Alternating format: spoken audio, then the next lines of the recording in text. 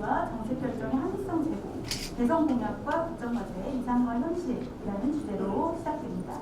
먼저 박정수 한국정책학회장님의 개회사가 있겠습니다.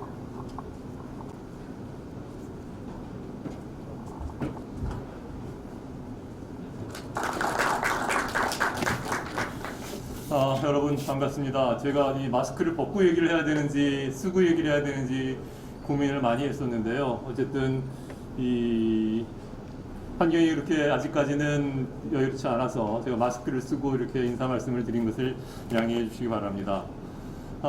정말 이제 조금씩 가을 냄새가 나는 이러한 시기에 저희들이 모여서 그래도 이렇게 추계학술대회를 진행할 수 있게 된 것이 너무나 감사합니다. 정말 준비하는 이 연구위원회, 총무위원회에서는 조마조마한 마음으로 저희가 준비를 해왔습니다. 이렇게 부정적인 부분만 있는 것은 아닌 것이, 실질적으로 저희가 이러한 학술대회를 진행을 하면 모여있는 사람만 볼 수 있고 들을 수 있습니다. 그런데 다행히도 저희가 과학기술의 도움일 수도 있지만 이러한 언택트 측면에서 저희 이렇게 모여있는 사람들뿐만 아니라 이 유튜브를 통해서 중국으로 같은 시기에 또 그 다음에 다시 볼 수도 있는 그러한 환경이 마련됐다는 측면에서 보면은 확산성 측면에서 굉장히 장점도 있는 것 같습니다.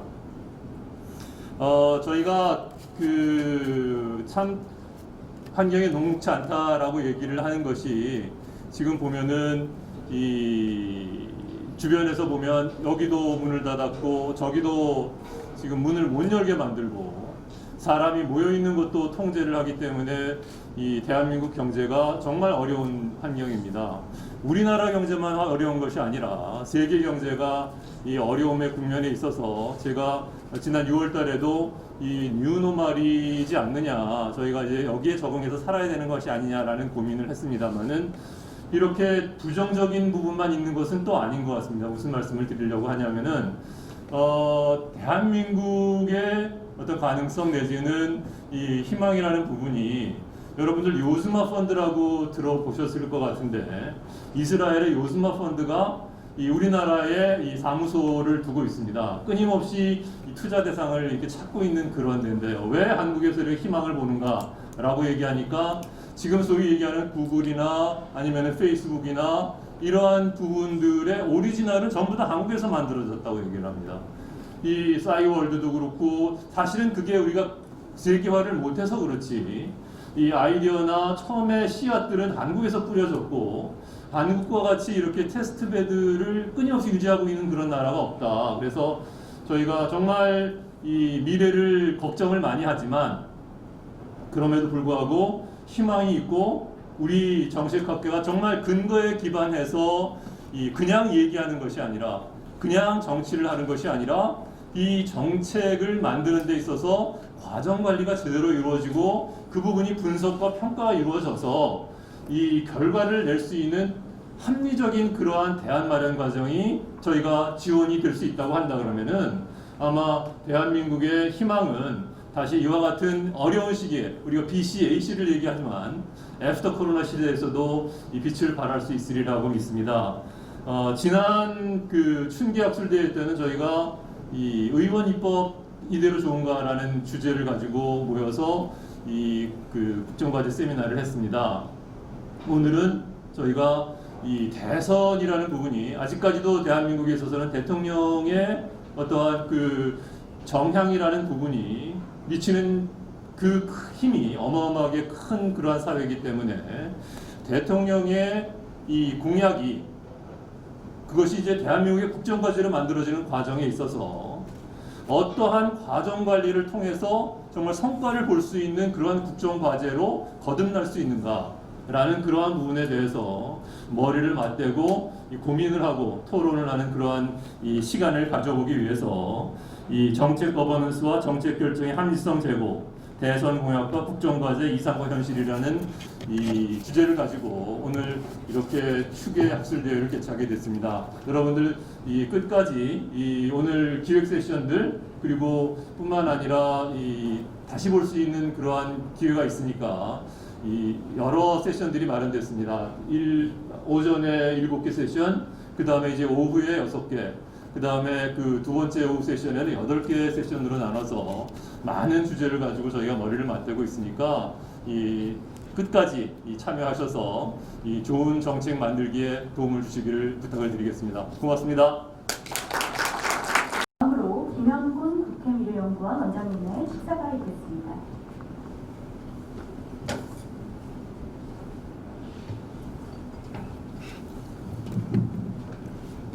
안녕하십니까. 국회 미래연구원장 김영훈입니다.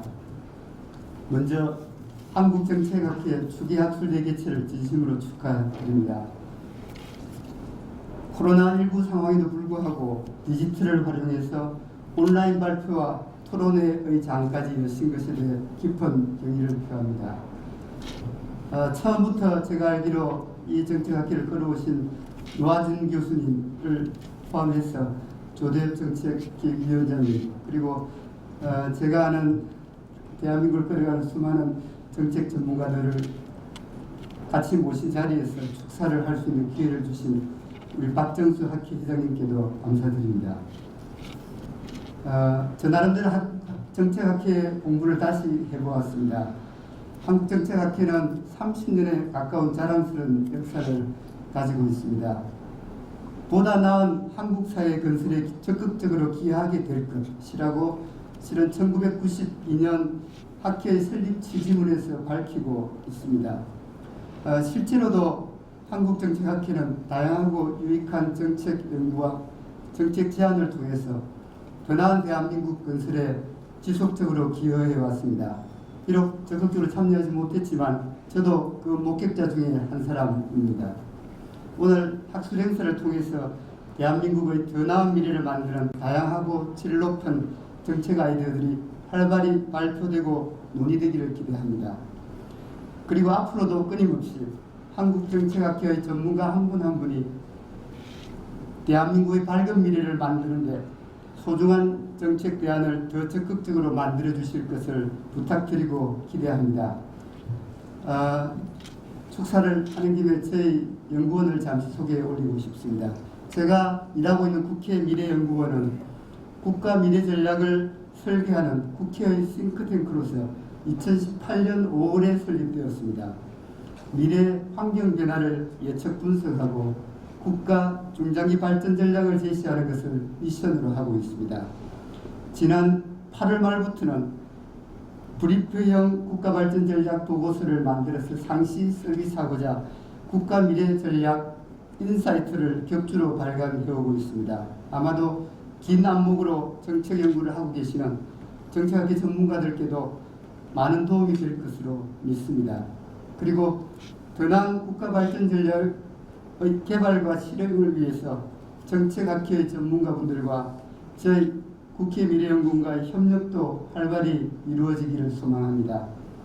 이 자리를 빌어서 보다 나은 정책, 보다 질 높은 정책 연구를 위한 저희 짧은 생각을 간단히 말씀드리고 축사를 마무리할까 합니다. 좋은 정책이란 무엇일까요? 전문가마다 생각이 조금씩 다르겠지만 저는 이렇게 생각합니다. 먼저 겉으로 드러나는 현상으로서의 문제만 해결하는 정책보다는 본질적인 원인을 따져 문제를 근본적으로 해결할 수 있는 정책이 좋은 정책이라고 생각합니다. 둘째는 단기적인 현안 해결을 위한 정책도 필요하지만 가능하면 미래 환경 변화를 예측 분석해서 긴 안목으로 제시되는 정책이 좋은 정책이라고 생각합니다. 셋째는 워낙 다변화되고 복잡한 시대라 많은 정책이 필요할 수밖에 없지만 그래도 가장 우선순위가 높은 정책은 뭘까? 파급 효과가 가장 큰 정책을 고른다면 뭘까? 기존에 제시된 수많은 정책에 기초해서 시너지를 창출할 수 있는 새로운 융합 정책은 없을까? 이런 질문들을 끊임없이 던지고 답을 구해보는 노력도 필요하다고 생각합니다. 끝으로 시대 흐름과 패러다임 변화를 반영한 정책이 좋은 정책이라고 생각합니다. 예를 들어 제가 읽고 감명을 받은 평균의 종말이라는 책에서도 언급했습니다. 평균의 시대는 가고 개개인의 시대가 오고 있습니다. 불특정 다수의 국민 전체를 위한 정책도 필요하지만 처음에는 쉽지 않겠지만 교육, 복지, 일자리, 안전 등 사회 각 영역에서 개개인의 국민을 위한 맞춤형 정책 개발도 적극적으로 모색해야 할 시점이라고 생각합니다. 다시 한번 오늘 학술 행사를 통해 즐겁고 유익한 정책 아이디어들이 활발히 제안되고 토론되기를 기대합니다. 그리고 오늘 온라인, 오프라인으로 참석하신 모든 분들의 가정에 항상 건강과 행복이 함께하기를 기원드립니다. 고맙습니다. 다음으로 박종우 산림청 청장님의 축사가 있겠습니다.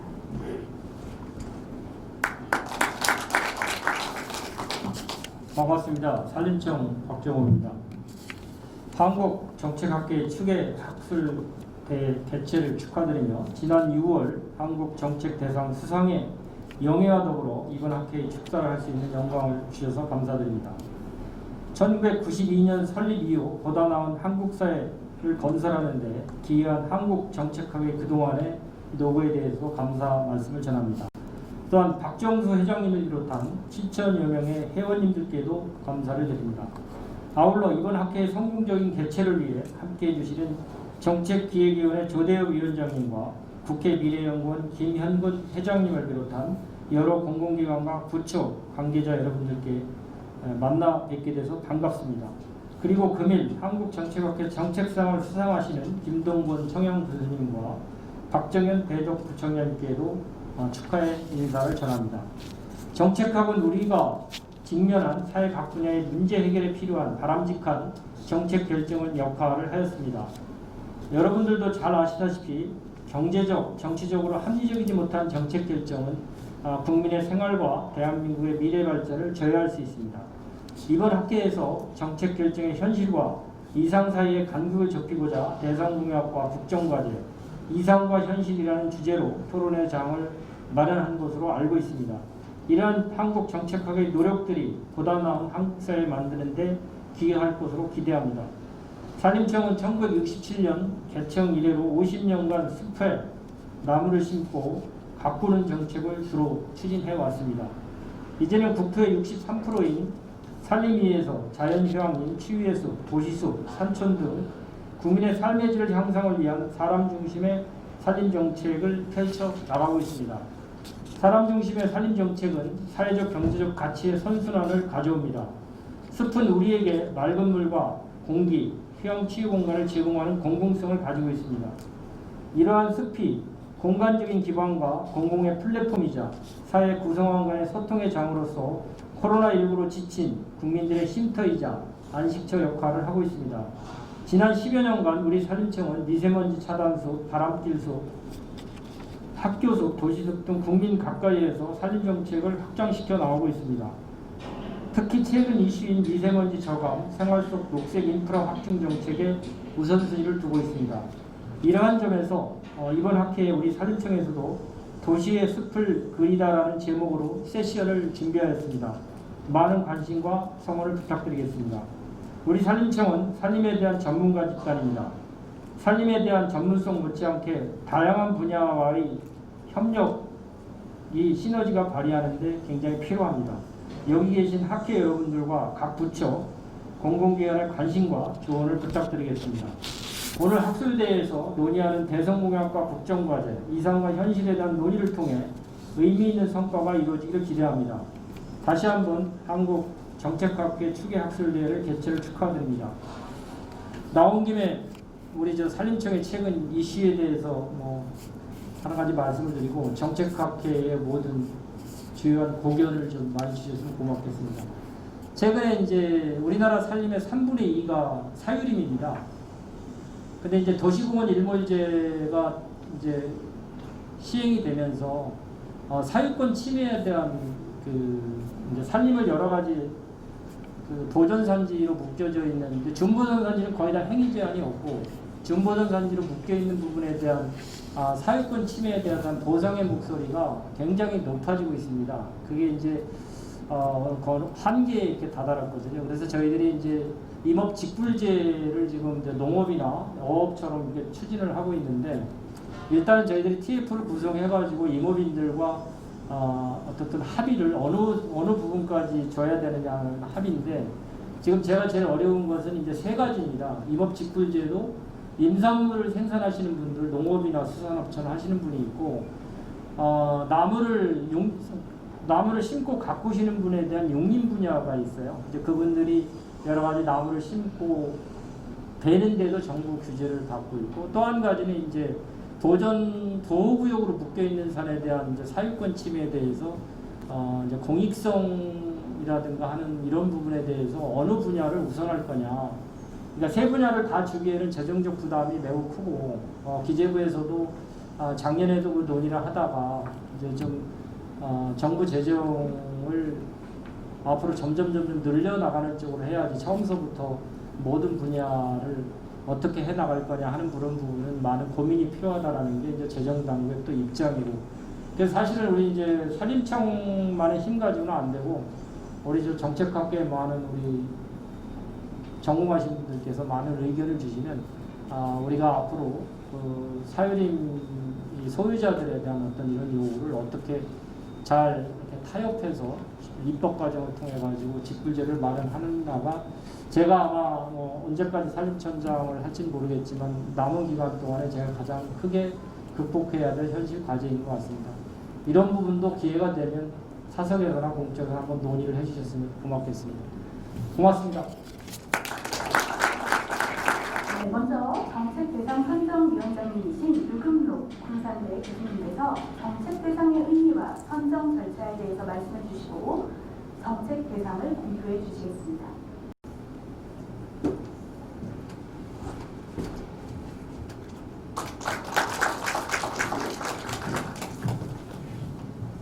네, 금년도 정책 대상 선정위원장을 맡고 있는 군산대학교 명예교수 유금록입니다. 저는 2012년도에 한국 정책학회장을 역임했습니다. 사실 우리 정책 대상이 한 10년 전부터 있었습니다. 그 전에는 제가 학회장 맡기 전에는 중앙정부, 지방자치단체, 공공기관을 구분하지 않고 이렇게 수여를 했는데, 그렇게 하다 보니까 좀 특성이 좀 다르기 때문에 제가 2012년도에 3개로 나누어서 시상을 했고, 그 이후로 쭉 그렇게 해오고 있습니다. 정책 대상의 시상의 의미와 관련해서 우리 이제 정책학을 전공하는 교수님들은 익히 잘 알고 계시지만, 여기 나와 계신 이제 학문 연구를 나누신 분들은 정책학이 뭔지, 저는 정책학 개념을 설명하는 건 아니고, 정책학이 지금 글로벌 트렌드를 봐서 어떻게 가고 있는가 간단히 말씀을 드리려고 합니다. 우리 이제 정책학회는 우리 한국에서 70년대에 들어와가지고 92년도 우리 학회 생겼고, 그 이후로 상당히 빠른 속도로 발전하고 있습니다. 우선 이제 그 요즘에 정책학이 에비던스 베이스드로 가고 있기 때문에 저도 그런 차원에서 얘기해요. 9월 지금 10일도 안 됐죠. 9월 2일에 세계 대학 평가 3대 기관 중에 하나인 타임스 하이 에듀케이션에서 평가 결과가 나왔습니다. 1등에서 10등까지를 가지고, 그런 대학들은 학교도 크고 연구 역량도 탁월하고 돈도 많습니다. 이제 그 평가 기관에 따라 좀 다르긴 하지만 타임스 하이어 에듀케이션은 금년에 1등은 옥스퍼드고, 근데 이제 미국에서 하는 데도 있어요. US 뉴스 앤 월드 리포트 시사 주간지, 거기서는 이제 하버드 1등이고, QS, 저도 QS 평가위로 참여를 하고 있습니다만, 근데 QS는 달라요.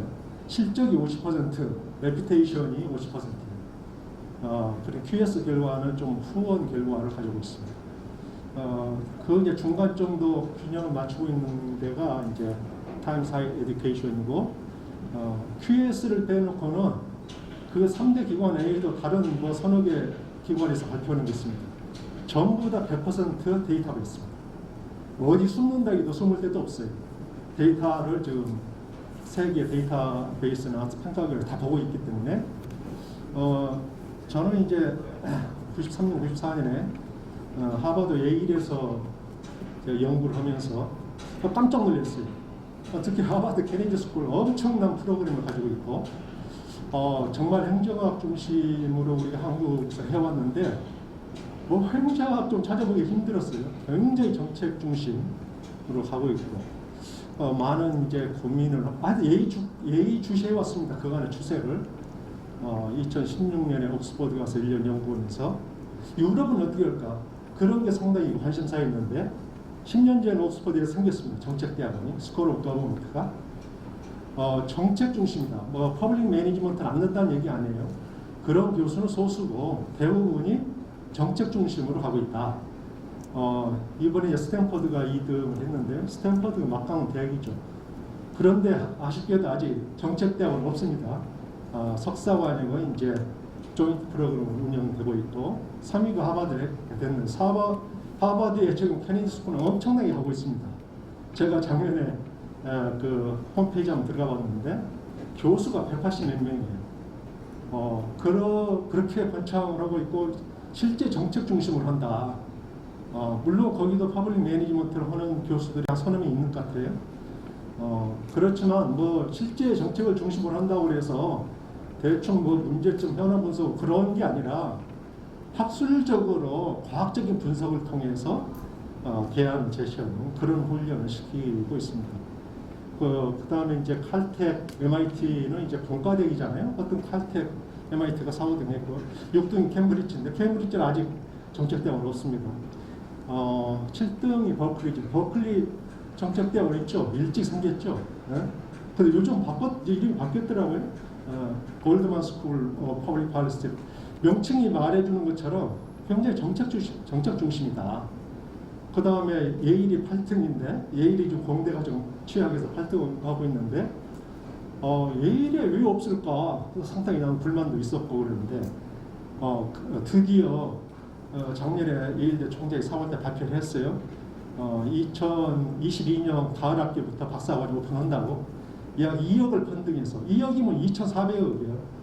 그래서 잭슨 스쿨 오브 글로벌 어페어스 그래서 글로벌 정책대학으로 간다. 많은 연구를 해서 그 다음에 이제 9위가 이제 프린스턴이죠. 프린스턴 일찍 있죠. 요즘 이름이 바뀌었는데요. 프린스턴 스쿨 오브 퍼블릭 앤 인터내셔널 어페어스 정책 중심. 거기는 정책이 아주 넓게 남는 것 같아요. 과학기술, 뭐 환경, 안보 정책. 그래 10위가 이제 시카고래요. 거기도 뭐 페리 스쿨 오브 퍼블릭 팔리시. 정말 그 정책 중심이죠. 뭐 매니지먼트 않는 건 아니지만 거의 정책 중심. 저는 이제 그 외에도 우리 행정학에서 하는 다른 대학에서 하기 많고 지금 시간이 없어서 지금 빨리 하라고 하니까 그래서 정책학은 지금은 지금까지는 한국도 그랬고 Public Administration and Policy로 왔는데 행정학 중에 하나. 지금 글로벌 트렌드는 Public Policy and Administration이다. 정책학 중심으로 행정학이 필요 없다는 얘기가 아니라 정책학 중심으로 웨이트가 가고 있다. 그래서 이 정책 대상의 의미도 우리 정책학이 이제 앞으로 상당히 활발하게 발전이 되고 있기 때문에 정책 대상의 유상도 그만큼 높아질 것으로 보고 우리 학회에서도 더 이제 역점을 두고 이 정책 대상이 통해서 우리가 정부와 또 이제 사회 간에 서로 이제 커뮤니케이션 할 수 있는 또 우수 정책을 개발해서 확산시킬 수 있는 그런 역할을 하려고 합니다. 심사 경위는 이제 이번에 7월 말까지 공고를 내 가지고 이제 원래 우리가 추천을 5분이 추천하게 되어 있어요. 대학 교수님들이 하시는데요. 학계에서 전형 교수들이 하고 있습니다. 그리고 이제 정책대상 선정위원회에서 저를 포함해서 8명이 심사를 엄정하게 진행을 해서 금년에는 이제 2개의 기관을 이제 그 정책상으로 선정을 했습니다. 저희들이 이제 많이 평가를 중점적으로 본 것은 정책 내용의 참신성과 이제 창의성, 또 정책 집행 추진 체계랄지, 그 다음에 정책의 파급 효과, 특히 정책의 파급 효과를 굉장히 많이 봤습니다. 그리고 이제 혁신적인 리더십, 그런 측면을 중심으로 평가를 했습니다. 두 개의 기관은 대덕군청, 이제 청양군청과 대덕구청 두 개의 기관이 제9회 지방자치단체 부문 정책학상으로 선정이 됐습니다. 이상으로 마치겠습니다. 네, 그럼 상태 수여를 진행하도록 하겠습니다. 먼저 청양군청 시상이 있겠습니다.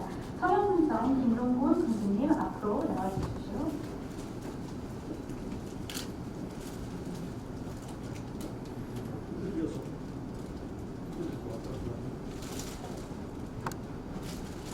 한국 정책상 지방자치단체 부문 청양군청 군수 김동군.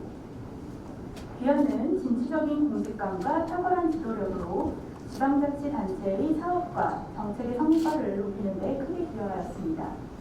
한국정책학회는 그 공로를 높이 평가하여 기여를 제9회 한국정책대상 지방자치단체 부문 수상자로 선정하고 이 상을 수여합니다. 2020년 9월 11일 한국정책학회 정책대상 선정위원장 유금록, 한국정책학회 회장 박정수.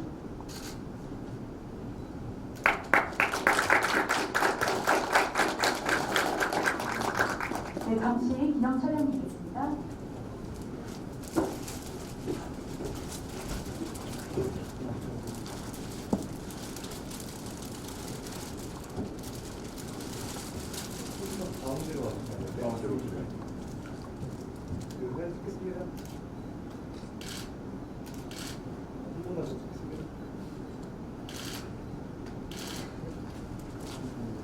네, 축하드립니다.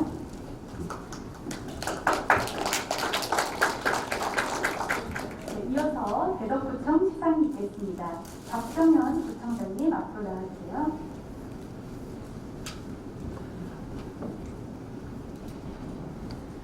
한국정책대상 지방자치단체 부문 대덕구청 구청장 박정현.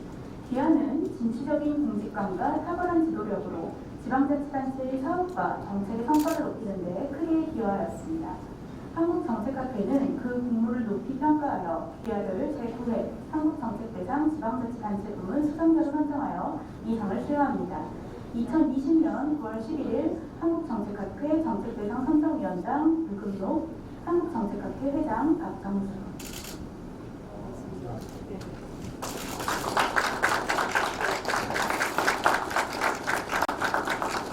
네, 기념 촬영 있겠습니다.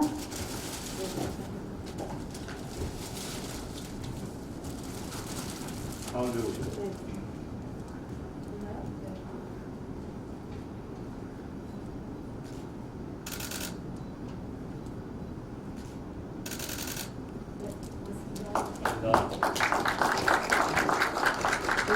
네, 오늘 수상한 두 팀의 수상 소감을 간단하게 듣도록 하겠습니다. 먼저 김동곤 군수님 수상 소감 간단히 부탁드립니다.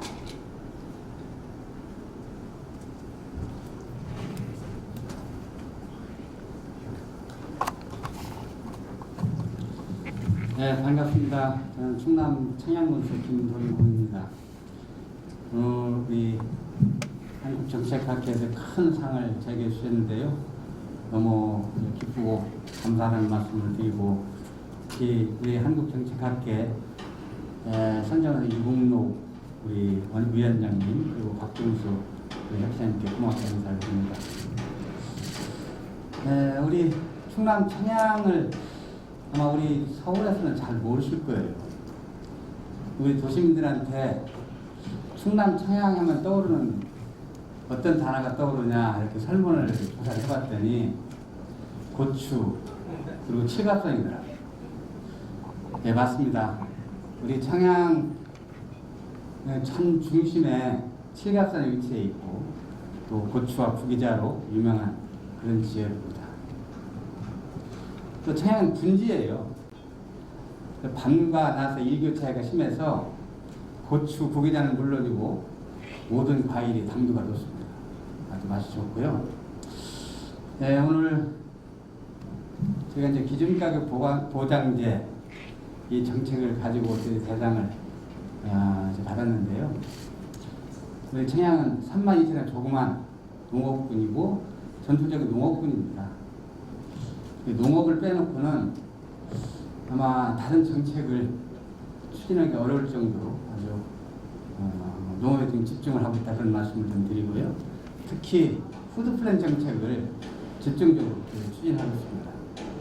이 기준가격 보장제는 푸드플랜 정책의 하나의 꼭지거든요. 재작년 제가 취임을 하고서 바로 기획생산 체계를 좀 갖췄으면 좋겠다고 집중을 했습니다.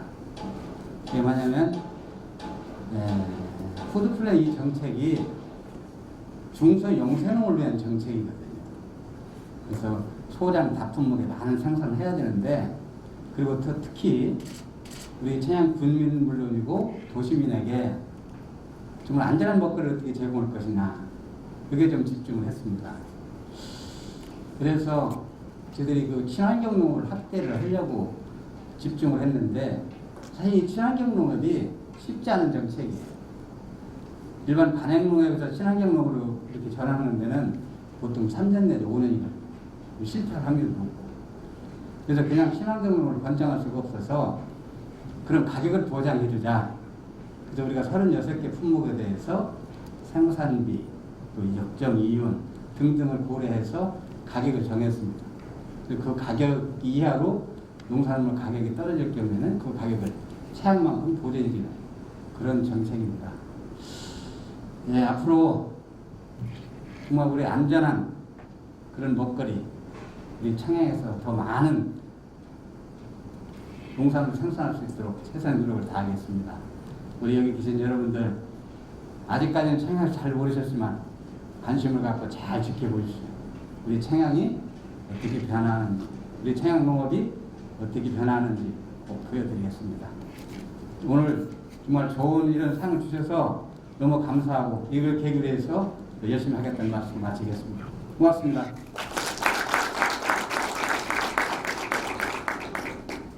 네, 다음으로 박정현 국장사님 수상 소감 간단히 부탁드립니다.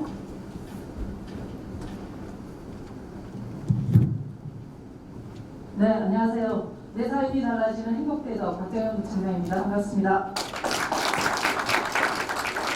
대한민국 정책 산실인 한국정책학회가 주시는 정책대상을 받게 돼서 굉장히 영광이고요. 특히 딱 두 분만 주셔서 너무 좋습니다. 딴 데 가면 여러 명을 주시는데 두 분만 주시고, 우리 또 회장님이신 박정수 회장님이 박정수 왠지 콜라보가 잘 맞는 것 같지 않습니까? 네, 그래서 더 좋습니다. 정책학회가 주신 대상, 저희는 대덕 이로움 지역학회입니다. 쓰면 쓸수록 이롭다. 그리고 내가 쓰고 대덕구 공동체 전체가 이롭다는 뜻을 담고 있는 대덕 이로움으로 오늘 수상을 하게 됐는데요. 작년에 발행했고 올해 발행액만 어제까지 620억 정도 됩니다. 대덕 이로움은 코로나 전국에서 진정한 빛을 지금 발휘하고 있습니다. 대전시가 작년 6월하고 올 6월 대전시의 소상공인들 매출액이 어떻게 변동했는지를 빅데이터 분석을 했는데, 대전에 5개구가 있습니다. 근데 전체 5개구 중에 4개구가 마이너스 10%에서 마이너스 12%까지 매출 감소가 있었습니다. 근데 유일하게 대덕구만 적지만 0.6% 매출 상승이 있었습니다. 그거는 저희가 보기에 지역화폐인 대덕 이론이 있었기 때문에 성과를 낸 거라고 생각이 들고요. 그 점을 높이 평가해서 아마 정책학회에서 상을 주신 거라고 생각합니다. 저희는 대덕 이론 비전 2를 지금 준비를 하고 있습니다. 단순히 골목 상권을 살리는 것을 넘어서 대덕이 안고 있는 지역 문제를 해결하는 비전을 대덕 이론을 통해서 만들어 가려고 하고요. 여기에 계시는 유수한 정책의 전문가들과 함께 그 비전을 만들고 싶습니다. 함께 더 상만 주시지 마시고 앞으로 지역 문제 해결하는데 함께 지혜도 보태주시기 바랍니다. 회장님 그렇게 해주실 거죠? 네, 고맙습니다. 네, 이 상은 지금도 열심히 대덕구 주민들의 삶을 개선하기 위해서 뛰고 있는 우리 대덕구 공무원들과 그리고 지역화폐라는 굉장히 생소한 정책임에도 불구하고 작년에 대덕구와 손잡고 함께 뛰어주신 대덕구 국민들에게 이 상을 바칩니다. 그리고 특히 존경하는 우리 청양 군수님이랑 같이 상을 받게 돼서 굉장히 영광으로 생각합니다. 상 주셔서 고맙습니다. 더 열심히 뛰겠습니다. 고맙습니다. 네, 오늘 기조연설 주제는 한국당 6일 무엇을 할 것인가입니다. 조대엽 위원장님께서는 고려대학교 사회학과에서 수학하시고 박사학위 취득 후 왕성한 학문 활동과 함께 한국기조사회학회장 금에 영위하셨고 현재 고려대학교 교수 대통령 직속정책기획위원회 위원장이십니다. 기조연설을 해주실 조대엽 정책기획위원회 위원장님을 큰 박수로 맞이해 주시기 바랍니다.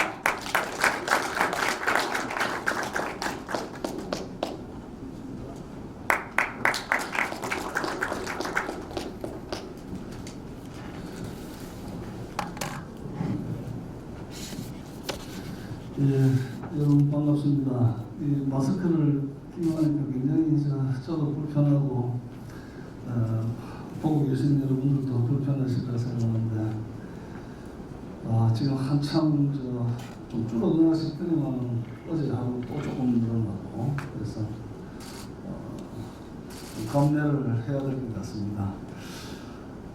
축에 우리 한국정책의 축에 학술대회 아주 뜨거운 마음으로 축하드리고요. 오늘 박정수 회장님을 비롯해서 또 역대 전대 회장님들 뵙게 돼서 너무 반갑습니다.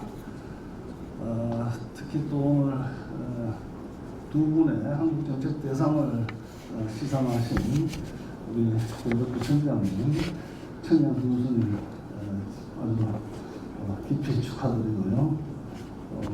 뵙게 돼서 반갑습니다. 오늘 또 모처럼 뵙게 된 우리 박정호 사무총장님.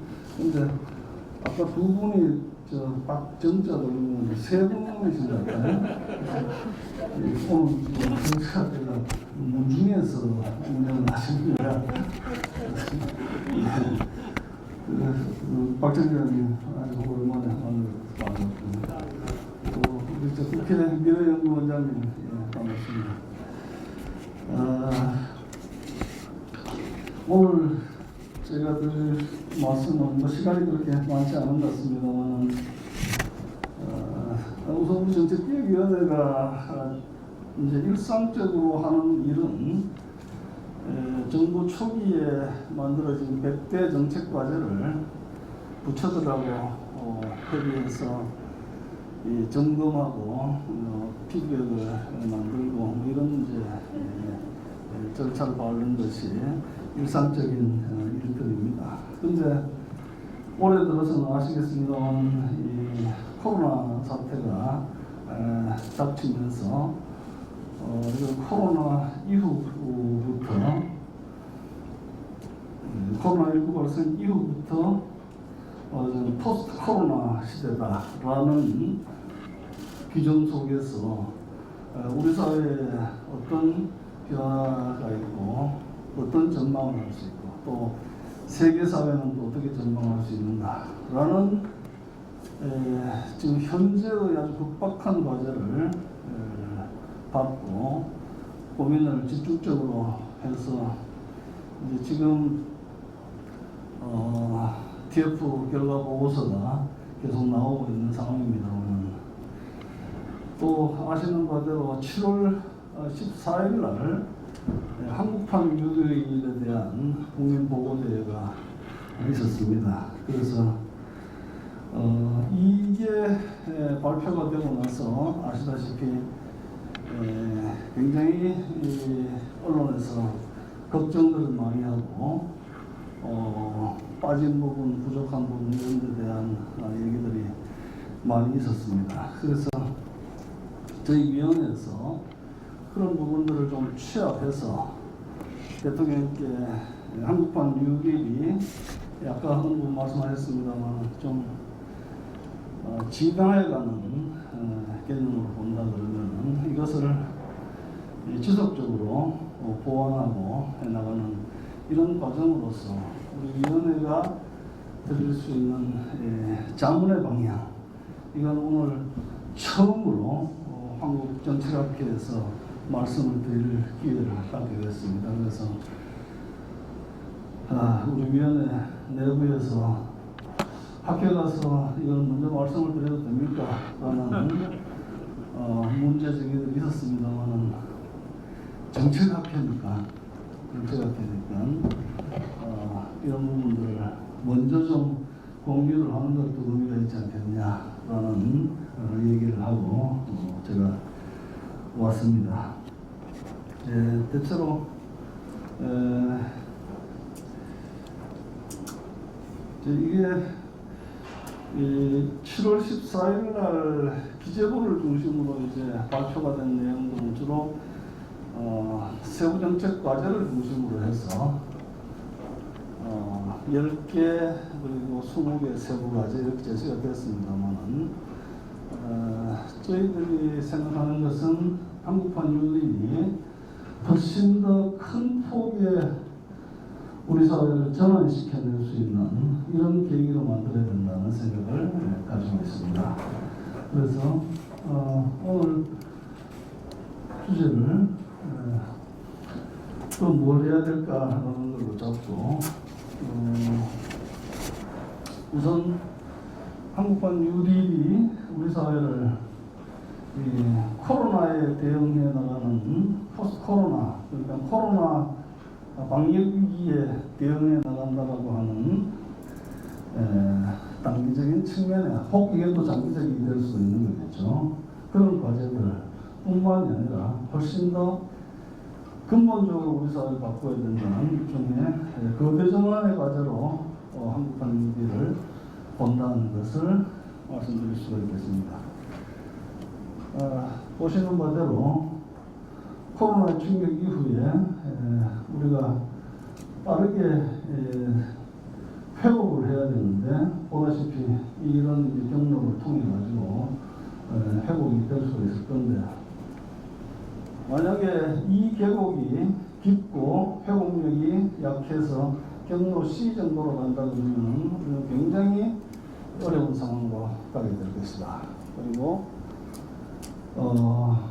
경로 B나 경로 A로 가서 회복력을 크게 가져야 어떤 새로운 전망 같은 것을 할 수 있다. 그래서 한국판 뉴딜은 기본적으로는 코로나 팬데믹으로 인한 경제적 충격을 최소화하고 복원해내는데 초점이 맞춰져 있습니다. 그래서 7월 14일 대통령께서 발표하신 내용들이 대체로 향후 5년의 과제에 초점이 맞춰져 있는 것이 이제 그런 부분이다라고 볼 수가 있겠습니다. 다른 한편으로는요, 우리가 이 정부가 문재인 정부가 출범하면서 세계 사회 또 우리 사회가 봉착하고 있는 가장 심각한 문제가 뭐냐라는 것은 기본적으로 이제 불평등이라는 것에 우리는 공감을 했습니다. 그래서 뭐 이 그래프는 다들 아주 친숙한 그래프일 텐데요. 토마 피케티의 말하자면은 U자 공식의 곡선이죠. 미국의 경우에 지난 100년간의 소득 불평등 구조를 그래프로 보여주는 거지 않습니까? 그래서 상위 10%가 전체 소득에 얼마나 가지고 있느냐, 50% 이상 넘게 가지고 있는 시기가 바로 대공황을 가져온 이 시기. 뉴딜에 의해 가지고 어르드렛 뉴딜에 의해 가지고 그리고 2차 세계대전의 경기 회복으로 이제 불평등의 격차가 굉장히 약화되다가 1990년대 말부터 다시 어떻게 보면은 30년대보다 더 불평등이 확장되는 이런 지금 현실을 우리가 살고 있다고 볼 수 있는 거죠. 아시다시피 미국의 1920년대는 세 사람의 대통령, 하딩 콜리지 후보라고 하는 세 사람의 대통령 시기에 한 사람의 재무장관, 앤드루 멜론이라고 하는 한 사람의 재무장관이 실질적인 경제정책을 운영했던 시기고, 이 시기가 말하자면 친기업 탈규제 반노동 정책으로 일관했던 시기에 경부 격차가 극대화될 수밖에 없는 20년대 미국은 광년의 20년대라고 표현할 정도로 자유로운 그래서 이런 근본적인 불평등 구조, 지금 이제 우리 경제를 보더라도 이 점점 더 성장률이 이건 뭐 세계적인 저성장 기조입니다만은 어머니 비율도 점점 더 격차가 커지는 이런 불평등 구조. 그래서 한국판 뉴딜은 좀 전에 말씀드린 바대로 코로나 위기에 대응을 넘어서 근본적인 우리 사회의 혁신을 포괄한다는 점에서 거대전환의 미래 비전이다. 그런 말씀을 드릴 수가 있겠습니다. 여기 나오는 대로 코로나로 인한 방역 경제 공동체 위기에 대한 대응으로 이건 뭐 한 정권에 국한되는 것이 아니라 대한민국의 국가 미래를 위한 국가 혁신 전략으로 우리가 국민적 공감대를 가져야 되는 것이 아닌가 그런 생각을 해봅니다. 아시다시피 한국판 뉴딜의 구조는 경제의 디지털 시스템을 가지고는 디지털 뉴딜, 그리고 친환경적이고 탈탄소를 지향하는 이런 그린 뉴딜의 측면들, 이 경제 생태계 자체를 좀 바꿔야 된다는 이런 측면인 거죠. 7월 14일 한국판 뉴딜 종합계획에서는 요 두 가지 축과 말하자면 사회안전망, 고용안전망이라고 하는 기본적인 바탕을 깐다라는 걸로 발표가 됐었습니다. 제 식으로 말하자면 이건 적어도 휴먼 뉴딜로 포함될 수 있는 걸로 묶어져야 된다고 그런 방향성을 가져야 될 걸로 봅니다. 예컨대 고용안전망하고 사회안전망에 더해가지고 우리가 지금 지역별 돌봄 체제라든지 또 평생교육 체제라든지 이런 것들이 여기에 체계적으로 또 보태져야 한국판 뉴딜이 어디로 갈 것인가에 대한 방향성이 정해진다고 보고요. 그걸 실현해낼 수 있는 전략은 어떤 전략이 되어야 되느냐. 그건 역시 세 가지 뉴딜의 성과들을 지역적으로 어떻게 고르게 배치해내느냐라고 하는 지역기반 전략이라는 측면하고 의사들이 거리로 뛰쳐나와가지고 국민들의 마음을 졸였습니다만 조금 이제 정리가 되어가는 측면이 있습니다. 우리 노사관계가 사회적 합의를 지향하는 사회적 대화 장치가 원활하게 작동하지 않습니다. 어떤 측면에서 대한민국은 해방 이후에 체계적인 노사정 대화의 장치를 제대로 가져본 적이 없습니다. 형식적으로 가졌다고 하더라도 이것이 실질적인 대화의 역할을 해내지를 못했습니다. 아직도 마찬가지입니다. 경제사회노동위원회가 공식적인 또 법적인 사회적 대화 장치도 있습니다만 여기에 들어오지 않는 영역들이고 공식적으로 포함되어 있으면서 전략적으로 또 피해가는 경우도 있고 노사정이 아니더라도 지금은 이제 코로나 국면에서 공공의료라고 하는 것이 가장 핵심적인 합의 이슈가 되어 있죠. 이런 부분들에 대한 합의, 아까 우리 박종월 총장님도 사회주들하고 정부하고 그리고 사회적 대화가 필요한 부분이냐. 모든 것이 정책이라고 하는 것은 실행이 되려고 그러면 대화가 필요하고 합의가 필요한 부분들입니다. 특히 한국판 뉴딜은 기존의 산업이 소멸하는 산업도 있고 새로 만들어지는 산업도 있고 하기 때문에 그 과정에서 사회적 합의가 대단히 중요합니다. 합의 없이 넘어갈 수 있는 부분이 한 부분도 없을 정도로 사회적 합의가 중요합니다. 그래서 사회적 합의 기반의 전략이라고 하는 것이 지역 기반 전략과 동시에 추구돼야 된다. 한국판 뉴딜은 일종의 큰 경향성을 갖는데요. 여기 지금 제시된 대로 이 디지털 그린 휴먼이라고 하는 것은 사실은 21세기 들면서 우리도 그렇고 세계 사회가 다 추진해오던 전략들입니다. 이런 것을 이제 코로나 이후에 세계 질서가 바뀐 속에서 훨씬 더 가속화되어야 된다. 진행되어 어떤 것들이 엑셀레이션 되는 이런 측면입니다. 또 기존의 성장가치, 경쟁가치 이런 것 중심의 지향에서 공존, 공영, 협력, 또 안전, 생명가치 이런 새로운 지향으로 전환되어야 된다. 되는 경향 그리고 리스트럭처링, 새로운 구조화. 잘 아시겠습니다. 인류가 지금 글로벌 자본주의 시대에 누적시켜온 거의 모든 제도들은 사람들이 모이고 집중되고 부가 자원과 권력이 집중되는 그런 역사 속에서 만들어지게 되었습니다.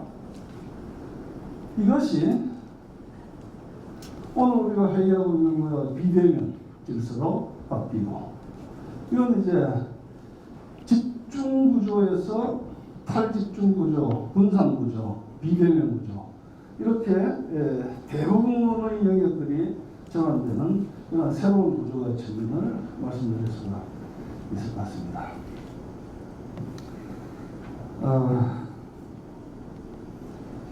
한국판 뉴딜은 어떤 비전을 가져야 되느냐. 그것이 어떻게 보면 대한민국의 비전이라고 얘기할 수 있을 건데요. 미리 말씀드리면은 정의로운 전환을 통한 세계 선도국가로 가는 것이 우리가 지금 나아가야 될 방향이다라고 대체로 뜻을 모으고 있습니다. 그래서 정의로운 전환이라고 하는 것이 중요한데요. 이 정의로운 전환의 개념은 아시다시피 2017년 파리 협정에서 만들어진 개념이고 기후 위기를 대응해 나가는 과정에서 피해를 보는 지역이 있고 이득을 보는 지역이 있는데 피해를 보는 지역에 대해 가지고 집중적으로 이제 기금을 통해서 뭐든지 살려야 된다라고 하는 이런 측면에서 정의로운 전환을 얘기하는 거죠. 이 정의로운 전환의 컨셉이 그런 의미에서 본다 그러면은 그린 뉴딜 생태, 환경 이런 영역에서 만들어진 개념입니다만은 한국판 뉴딜을 전개해 나가는 과정에서 디지털 산업이 흥하고 전통 산업이 이제 소멸되는 좌초자본이라고 그런 것들을 본다 그러면은 사라져가는 부분에 대한 사람들을 어떻게 구제할 것인가에 대한 저스티스가 필요하다. 그린 뉴딜 마찬가지고 휴먼 뉴딜 이건 뭐 핵심입니다. 사람을 살리는 전환, 인간 안보를 지향하는 전환으로서 그래서 이 세 가지 뉴딜의 복합전환적인 과정에서 구조적인 피해를 최소화하고 오랫동안 우리 사회에 내재되었던 불공정, 불균형, 불평등 질서를 공정, 균형, 포용적 질서로 전환하는 과정이다 이렇게 얘기할 수 있습니다. 이 방향성이 취약하거나 내지는 제시되지 않고 간다 그러면은 한국판 뉴딜은 성공적으로 가기 어렵다고 그렇게 보여집니다. 미국 뉴딜을 우리는 레퍼런스로 삼아가지고 얘기를 많이 합니다만은 미국 뉴딜이 이런 거 3R이라고 합니다. 부재, 복원, 뭐 이런 것들이 경제를 복원시키는 이런 것들이 루즈벨트 기간 내에 크게 성공하지 못했습니다. 실제로 미국 경제를 회복시키는 것은 2차 세계대전이 접어들면서 2차 세계대전을 인해 가지고 복원이 됐지. 그러나 미국 뉴딜이 대단히 중요한 레퍼런스가 되는 지점은 미국 사회를 이전과는 완전히 다르게 개혁했다는, 리폼, 개혁했다는 거죠. 어떻게? 세 번의 미국 대통령, 아까 말씀드린 동안에 지금식으로 말하자 그러면은 정교대 자본주의가 진행됐었고, 그것이 사회적 약자들은 그야말로 정치적 주체, 정책적 주체, 그게 주체로서 인정받지 못하는 이런 역사가 계속되어 왔죠. 루즈벨트가 집권하기 전에 미국의 초대 대통령부터 치면은 민주당 집권이 2번 집권했던 거 그런 겁니다.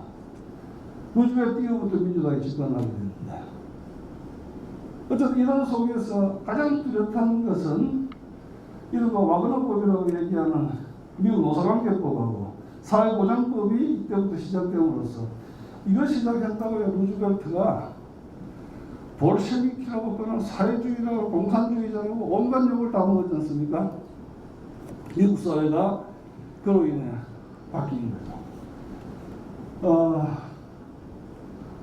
우리도 그런 점에서 본다 그러면 한국판 뉴딜을 통해 가지고 디지털화되고 그린 생태계가 만들어지고 한다 하더라도 이 부분이 빠진다거나 정의로운 전환이 되지 않는다 그러면은 이건 왜 했냐라는 문제 제기를 받을 수밖에 없는 이런 것이다라고 말씀드릴 수 있겠습니다. 그래서 정의로운 전환이 그러면은 뭔데? 4대 저스티스를 한번 설정을 해봤습니다. 말할 필요도 없이 경제적으로 약자들, 취약층들을 고르게 같이 나가는 이런 전환이 돼야 되고, 지금 지역 불균형이 굉장히 심합니다. 드디어 수도권 지역에 전체 50%가 넘는 인원이 몰려들기 시작하고, 그로부터 부동산 문제가 굉장히 심각하게 제기가 되고 이런 형국입니다만은, 그런 의미에서 지역 균형이라고 하는 게 대단히 중요해요. 지역적으로 정의로운 전환이라는 것이 되어야 된다. 또 하나는 우리가 당대만 사는 대한민국이 아니라는 거죠. 우리 후대 미래 세대를 위한 배치, 배려 이런 것들이 정의라는 측면에서, 세대 정의라는 측면에서 있어야 됩니다. 아까 말씀드린 합의를 통한 정의, 뭐 이런 것이 4개의 일종의 서로라는 차원으로 얘기될 수 있다. 실질적으로 한국판 뉴딜은 그래서 뭘 하는 것이냐? 일자리를 지키고 만드는 일, 더 나아가서 일자리가 없더라도 사람은 지켜지고 사람을 만드는 일, 새롭게 만드는 일, 교육 같은 것이죠. 기존의 산업에 익숙해왔던 기술들을 가졌던 노동자들이 이제 디지털 그린 산업으로 바뀌어지면은 거기에 걸맞는 재교육을 받아야 되는데, 그런 의미에서 대학 교육 프로그램이라든지 교육 시스템 자체가 지역별로 대전환이 있고 있어야 따라야 되는 이런 과제가 있습니다. 실천적 전략은 아까 말씀드린 지역 기반들과 학교 기반들 이런 것을 말씀드릴 수 있겠습니다. 좀 전에 제가 한국판 뉴딜은 뭘 지향해야 되나?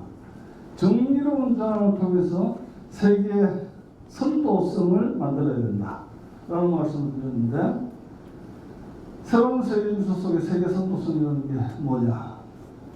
인류 문명은 말씀드린 대로 부와 자원과 권력이 끊임없이 집중되는, 오늘날 글로벌 자본주의까지 오면은 세계적으로 자원과 부가 집중되는 이런 경향을 갖는 거죠. 그 속에서 우리가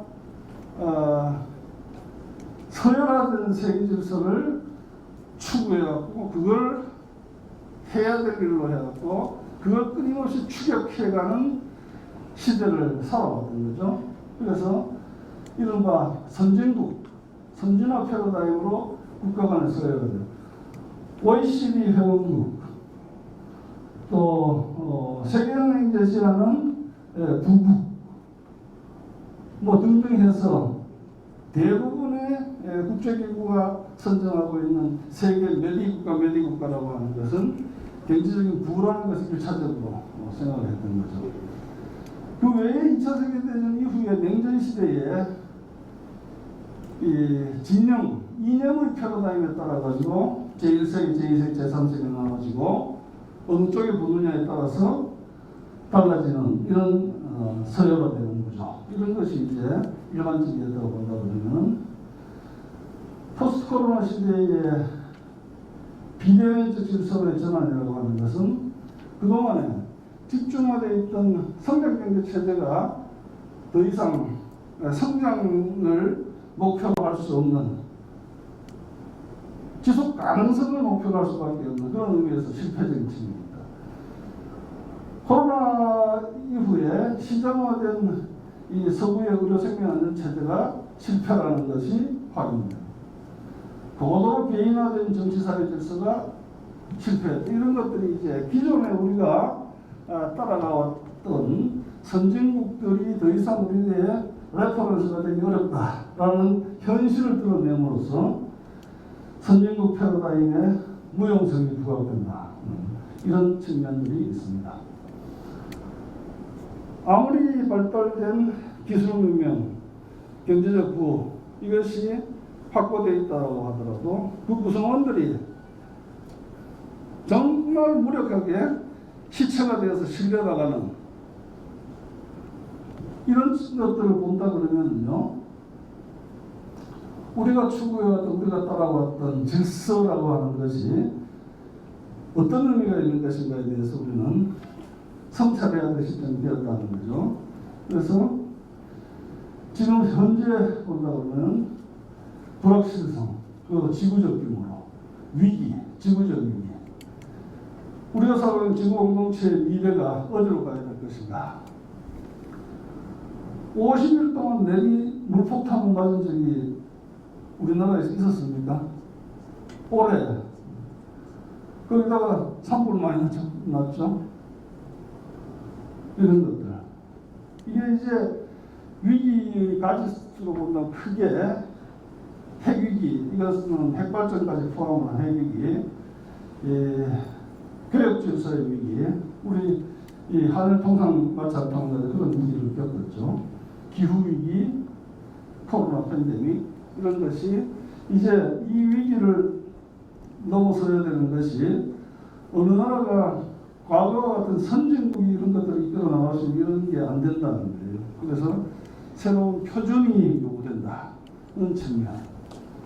그래서 제가 선진국 패러다임하고 선도국 패러다임하고는 이게 참 타이포로지 만드는 게 굉장히 위험한 일인데 과감하게 한번 타이포로지를 만들어 봤습니다. 코로나 팬데믹 이전에 세계 질서는 선진국 패러다임이고 국제분업 구조가 대체로 수직적으로 글로벌 가치체인도 그렇게 되어 있고 발전 가치라고 성장주의, 경쟁 효율주의, 경제적 효우위에 그리고 세계를 이끄는 리더십이라고 하는 것이 경제적으로 얼마만큼 많이 작은 나라에 지원해 주는가, 또 군사동맹상의 서열 이런 것들이었다 그러면 선도국이라고 하는 것은 포스트 코로나 시대의 수평적 질서, 이제 굉장히 불확실해지고 새로운 질서가 만들어져야 되는 불확실성이 있다. 사람 생명 가치, 글로벌 저스티스의 가치를 구성하는 것을 이제 공유해 나가야 된다. 새로운 표준들을 만들어야 된다. 방법은 역시 협력과 연대, 국제적인 협력과 연대로 가야 된다. 그래서 뭐 이런 식의 데피니션을 한번 모아봤습니다. 세계사회 공공성을 추구하는 세계 시민가치로서의 사람 생명가치 존중하고 방역경제 공동체의 다양성에서 선도방역, 선도경제, 선도시민의 새로운 표준을 제시하며 대내외적 연대 협력으로 불확실한 인류 미래를 개척한다는데, 이것은 인류 공동체의 도처에서 보완되고 발굴되는 다양한 분야의 모범과 표준으로 이제는 채워져야 된다. 이런 부분들이 우리가 주목해야 될 대목이라고 그렇게 생각을 합니다. 우리가 방역 1등 국가 얘기를 많이 들었지 않습니까? 지금도 그렇게 주목받고 있는데요. 저는 이것이 우리 정책학회에서도 고민을 좀 함께 해주셔야 될 부분들이, K-디모크라시, 한민주주의라고 하는 것이 아주 절묘한 배열과 배치를 가지고 있고, 시민사회와 국가의 기능, 역량 이런 것들에 있어서 대단히 주목해 볼 만한 균형을 가지고 있는 이런 측면들이 있다고 보여집니다. 그 K-디모크라시의 힘이라고 하는 것이 결국 강한 시민사회와 또 유능한 정부 이런 것인데, 그 배합이라는 것이 지금 우리가 여전히 이 개발국가 시절에 국가중심주의적인 이런 관행들이 여전히 남아 있어가지고, 이런 부분들을 어떻게 잘 넘어서면서 그야말로 새로운 표준을 만들어내느냐라는 것을, 이런 과제에 우리는 봉착하고 있다고 그렇게 생각을 합니다. 그래서 한국판 뉴딜은 그런 측면에서 방역에 우리가 무슨 개방방역, 투명방역, 민주방역 이렇게 얘기했지 않습니까? 이런 것들을 기반으로 한 새로운 표준을 만들고, 그것을 세계 선도국가로 만들어가는데 일종의 원대한 항해를 한국판 뉴딜을 통해서 시작을 해야 된다. 그렇습니다. 여기 안전에 있어서 선도, 경제에 있어서 선도, 선도 시민 이런 것들의 요건을 지금 새로운 질서가 요구하는 방향대로 나는 생각을 할 때 우리 대한민국은 대체로 기본적으로 이런 것들을 갖출 수 있는 요건을 만들어 왔다라는 생각을 합니다. 그런 걸 생각한다 그러면은 우리가 이걸 얼마나 더 체계화시켜서 아까 말씀드린 가속화, 새로운 지향, 새로운 구조화를 만들어내느냐, 이게 이제 관건이 달려 있는 것인데요. 여기 나와 있는 이런 내용들입니다. 7월 14일 날 한국판 뉴딜에서 한국 종합계획에서 제시를 한 것은 일종의 10대 전략, 10대 과제, 또 20대 세부 과제 이런 것도 제시가 되었습니다만은 그 과제들은 당연히 보완되고 보강되고 해야 될 부분들이 있다고 생각합니다. 그 방향성은 무엇보다도 생명과 안전의 나라가 되어야 된다는 측면. 그래서 미래 한국은 청명한 나라, 깨끗한 나라가 됩니다. 혁신 도약의 경제, 이 데이터 네트워크 AI죠. 이런 디지털 세계에서 지식의 나라로 가야 된다는 측면, 균형 협력을 기반으로 해서 자원의 공정한 배분을 실현하는 나라, 뭐 이런 것들이 이제 미래로 얘기될 수 있을 것 같습니다. 기회가 뭐 되면은 지금 요 뒷담화 PPT 화면이 이런 내용인데요. 정의로운 전환 세계 선도국가라고 하는 컨셉은 문재인 정부가 처음부터 추구해왔던 국가 비전과 분리되어 있지 않다는 것을 말씀드리려고 합니다. 시간이 지금 5분 경고 메시지가 저 앞에 주어져가지고 아마 이 정의로운 전환 세계 선도국가 컨셉이 비전이 기존에 우리 정부가 추구해왔던 여러 비전들과 굉장히 잘 결합되어 있는 개념이라고 저는 생각을 하고 있습니다. 그래서 이런 부분들에 대해서는 우리 정책학회에서 조금 더 검토해 주시길 바라고, 또 저희 위원회 내부에서도 정의로운 전환이라는 부분하고 세계 선도국가의 컨셉은 굉장히 체계적으로 좀 따듬을 필요가 있다. 이게 무슨 뭐 특정 정부의 우월성을 과시하기 위한 이런 작업이 아니라 대한민국의 미래가 어디로 가야 되고 세계 질서가 어디로 가야 되는가에 대한 새로운 방향성을 제시한다는 측면에서 대단히 중요한 일이 아닐까 생각합니다. 끝으로 저희 정책기획위원회에서 한국판 뉴딜에 지금 간략하게 말씀드린 그림들을 가지고 올 후반부부터 지역 투어를 지금 계획을 하고 있습니다. 오늘 청양 군수님, 대덕구청장님 계신데 또 시간이 되면 그때 직접 가서 뵙기를 바라고 주요 아마 도시 중심으로 움직이게 될 것 같은데 직접 정부가 고민하고 있는 한국판 뉴딜의 측면과 지역에서 바라고 있는 그리고 지역의 변화에 대한 청사진을 어떻게 결합시켜야 될 것인가에 대한 실질적인 고민을 하는 그런 자리가 될 걸로 생각을 합니다. 오늘 한국정책학회 추계학술대회를 다시 한번 축하드리고 이렇게 많이 모여서 이렇게 할 수 있게 된 것을 이런 어려운 시기에 지도력을 발휘해주신 우리 박영수 회장님 그리고 역대 회장님들 또 이 다음 회장님 굉장히 감사한 마음과 함께 격려의 인사를 드립니다. 저희 정책기획위원회와 정책학회가 함께 할 수 있는 여러 가지 일들을 제가 또 모색을 해보도록 그렇게 하겠습니다. 정부 정책이라는 측면에서는 아마 우리나라에 있는 다양한 학회들이 있지만 정책학회가 가장 친화력을 좀 가지고 있지 않을까 하는 생각을 합니다. 이념과 진영이든 모든 것을 떠나가지고 실제로 국민들의 삶에 도움이 될 수 있고 삶을 바꾸어낼 수 있는 정책들을 고민을 하는 학술적 단체이고 저희 위원회는 이번 정부 입장에서 정책들을 관리하고 합니다만 그럼에도 불구하고 무엇보다도 우선적인 것이 국민의 삶이다 라고 하는 생각들을 하고 그런 방향성 속에서 만들기 때문에 함께 할 수 있는 일들이 많을 거로 생각합니다. 경청해 주셔서 감사합니다.